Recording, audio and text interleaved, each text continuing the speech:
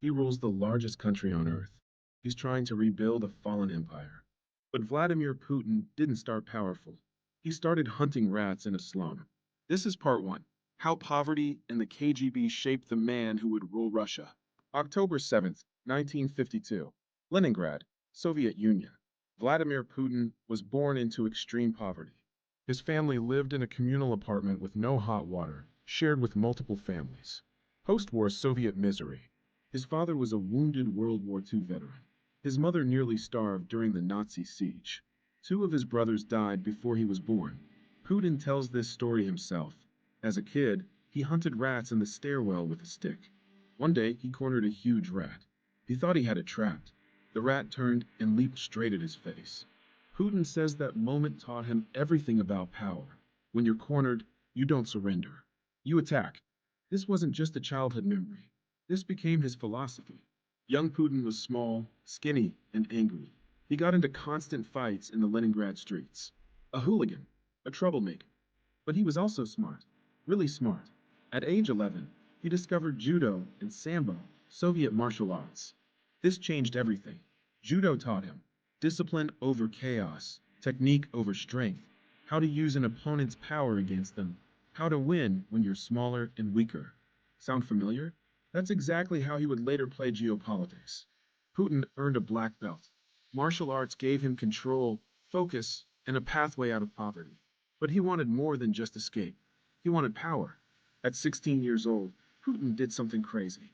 He walked into his local KGB office and asked, "How do I become a spy?" While other Soviet kids dreamed of being cosmonauts or engineers, Putin dreamed of being a secret agent. Think about that. What kind of teenager wants to join the secret police?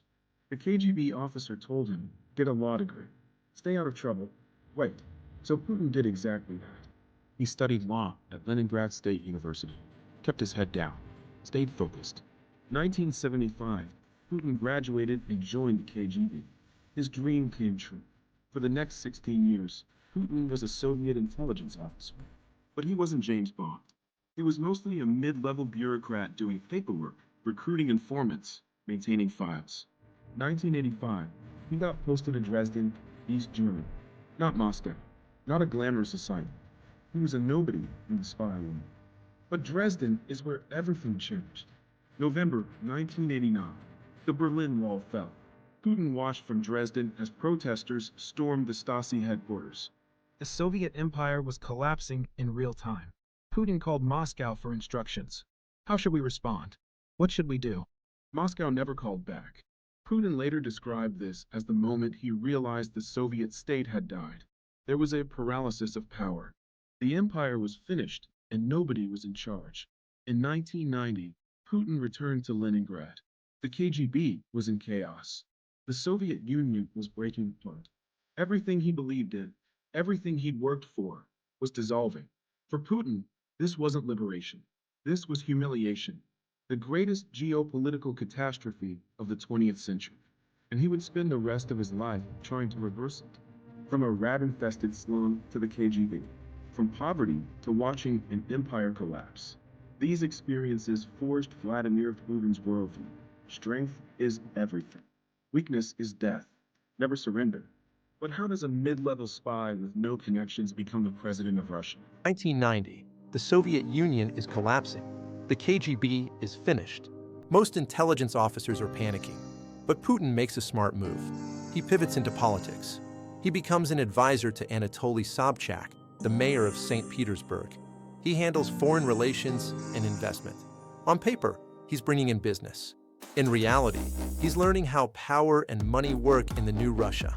The wild 90s were chaos. The economy collapsed, oligarchs grabbed state assets, and mafia wars raged in the streets. Hyperinflation and mass poverty were rampant. Boris Yeltsin was president, but he was weak, often drunk, surrounded by oligarchs looting the country. Russia was humiliated and broken. Putin watched and learned. In 1996, Sobchak lost re-election. Putin could have stayed, but he resigned out of loyalty. This impressed people in Moscow. Putin was building a reputation, competent, loyal, quiet. In 1996, Putin moved to Moscow, working in Yeltsin's administration. By 1998, He became head of the FSB, successor to the KGB. Now he controlled intelligence. He was close to power, but still unknown to the public. August 1999, Russia is in crisis. Yeltsin is sick and weak. Oligarchs are fighting for control, and Chechnya is in rebellion. The economy is struggling. Yeltsin names Putin as prime minister. Almost nobody knows who he is. He's a colorless bureaucrat. Approval ratings, 2%. Russia needed stability. Or at least, that was the narrative. Then came September 1999.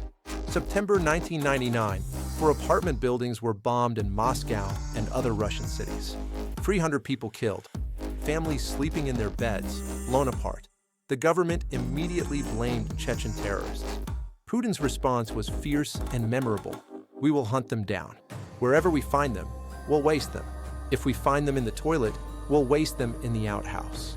Putin launched the Second Chechen War. Brutal, uncompromising, strong. The Russian public, terrified and angry, rallied behind him. In weeks, his approval rating went from 2% to over 50%. Here's where it gets dark.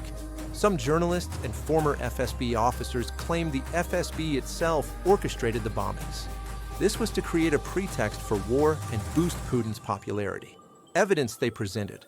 In Ryazan, FSB agents were caught planting explosives in an apartment building. The FSB claimed it was just a training exercise. The timing was incredibly convenient for Putin. Journalists who investigated were killed or forced into exile. This has never been proven. The Kremlin completely denies it. We may never know the truth, but the result is undeniable. Putin went from unknown to national hero in 3 months. December 31st, 1999, Boris Yeltsin appeared on TV and resigned. He named Vladimir Putin as acting president. Why Putin? He was loyal, he was competent, and he would protect Yeltsin from prosecution. The oligarchs thought they could control him. They were very wrong about that last part. March 2000, Putin won the presidential election with 53% of the vote. Think about the timeline. August 1999, unknown bureaucrat. September 1999, apartment bombings. December 1999, acting president. March 2000, elected president. 6 months from nobody to president of the largest country on earth. Vladimir Putin had won the presidency. But winning power is one thing. Keeping it is another. In 2000, Russia still had powerful oligarchs, independent media, and democratic institutions. By 2008, all of that was gone. How did Putin consolidate absolute power? Like this video and subscribe for the full series.